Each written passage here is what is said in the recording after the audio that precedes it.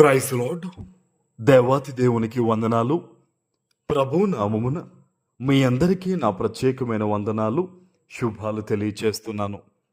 ఈ దినము ఉపవాస ప్రార్థనా దినం 9వ రోజు. మీ ప్రార్థన నాకు తెలియచేయండి, నేను తప్పకుండా మీకోసం ప్రార్థిస్తాను. ఈ దినము కొరకు ఏర్పాటు చేయబడిన దేవుని వాగ్దానము యిర్మీయా గ్రంథము 33వ అధ్యాయము 3వ వచనము.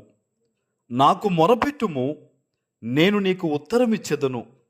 నీవు గ్రహింపలేని గొప్ప సంగతులను, గూఢమైన సంగతులను నీకు తెలియజేతును. దేవుని నామానికి మహిమ కలుగునుగాక. ఈ ఉదయకాల సమయంలో సర్వశక్తివంతుడైన మన తండ్రి గొప్ప వాగ్దానాన్ని మనకు అందిస్తూ ఉన్నారు. ఆయన అంటున్నారు కదా, ఈ దినము నాకు మొరపెట్టుము, నేను నీకు ఉత్తరమిచ్చెదను. సర్వశక్తివంతుడగు దేవుడు ఈరోజు నీకు ఇస్తున్న వాగ్దానం ఇది.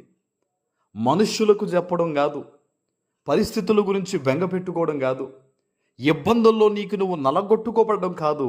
దేవుడు చెప్తున్నాడు, నాకు మొరపెట్టు, నేను నీకు ఉత్తరం ఇస్తానంటున్నాడు ఆయన. హల్లెలూయా. ఈ మాట ఇస్తున్నది మనుష్యుడు కాదు, దేవుడు. నీ తండ్రి నీకు వాగ్దానం ఇస్తూ ఉన్నాడు. నువ్వు ఇక నుంచి ఏ విషయంలో కూడా కలత చెందడం మానేసి ప్రతి విషయంలో మొరపెట్టడం నేర్చుకో. ఖచ్చితంగా దేవుడు నీకు జవాబిస్తారు. హల్లెలూయా.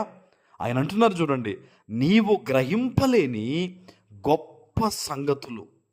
ఇప్పటి వరకు కూడా నీ జీవితంలో ఏదైతే నీకు తెలియదో, మాట్లాడడం తెలియదో, బ్రతుకు తెరువు తెలియదో, ఉద్యోగం తెలియదో, వ్యాపారం తెలియదో, కుటుంబ సంసార జీవితంలో ఏదైనానో కూడా, ఏదైతే ప్రభువు నీకు తెలియచేయాలని ఆశపడుతూ ఉన్నాడో, నువ్వు మొరపెట్టినప్పుడు అవి గొప్పగా నువ్వు తెలుసుకోబోతూ ఉన్నావు.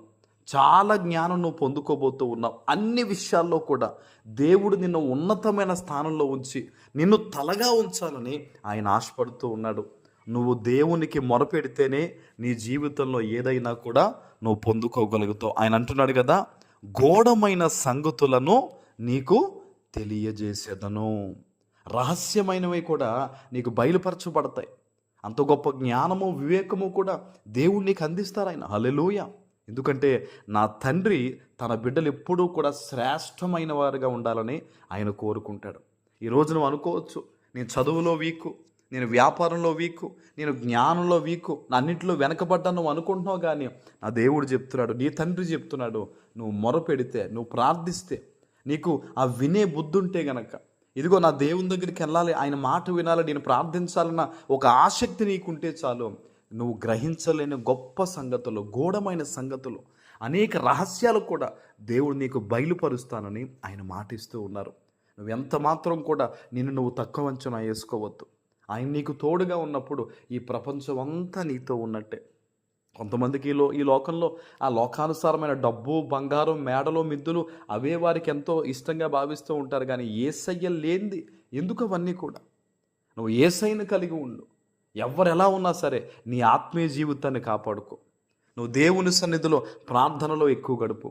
ఈరోజు ఏదైతే దేవుడు నీకు వాగ్దానం ఇచ్చి నిన్ను బలపరుస్తూ ఉన్నాడో, ఆయన వాగ్దానాన్ని నెరవేర్చే దేవుడు గనక ఈ వాగ్దానం ఎత్తిపెట్టి ప్రార్థించు, గొప్ప కార్యాలు చూస్తావు. ఆమేన్. ప్రార్థన చేసుకుందాం. పరిశుద్ధుడు అయిన మా తండ్రి, ప్రేమ కలిగిన ప్రభువా, మీకు వందనాలు. ఈ ఉదయకాల సమయంలో మీరు ఇచ్చిన గొప్ప వాగ్దానము ప్రతి బిడ్డ జీవితంలో నెరవేర్చి స్థిరపరచమని యేసు నామమున ప్రార్థిస్తున్నాను తండ్రి. ఆమేన్.